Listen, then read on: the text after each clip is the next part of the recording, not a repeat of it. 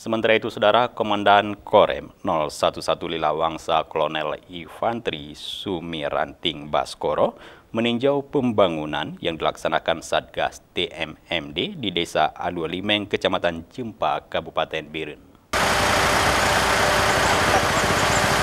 Dalam kunjungan tersebut, Danrem 011 Lilawangsa Kolonel Infantri Sumiranting Baskoro yang didampingi Dandim 0111 Biren Letkol Infantri Zainal Abidin Rambi bersama anggota DPRK Biren melihat langsung progres pengerjaan program TMMD di lokasi tersebut.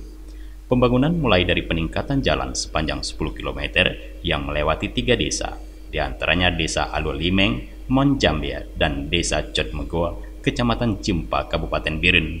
Selain itu juga pembangunan rumah tidak layak huni yang sudah dilengkapi dengan jamban sehat dan pemasangan gorong-gorong di badan jalan untuk menghindari amblasnya badan jalan saat musim penghujan tiba.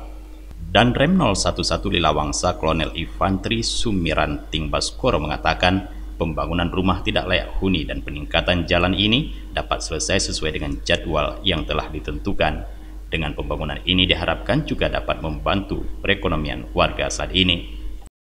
Kemudian juga pengecatan di Menasah, ya, musola juga, dan pengajian. Ya, mudah-mudahan ini bisa membantu masyarakat, terutama membuka akses. Kita lihat tadi jalan kan sudah, walaupun memang belum diaspal, tapi sudah bisa dilewati kendaraan roda 4 yang mempermudah distribusi hasil panen masyarakat. Alhamdulillah. Kalau jalan sudah 95 ya, 95%, kemudian bangunan rumah sudah 80%.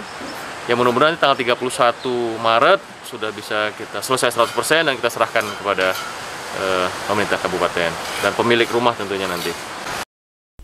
Penambahan panjang dan lebar peningkatan badan jalan yang dapat menambah percepatan perputaran ekonomi warga di Desa Alualimeng, Kecamatan Jempa ini dengan membawa dan juga memasarkan hasil tani dan peternakan mereka saat ini.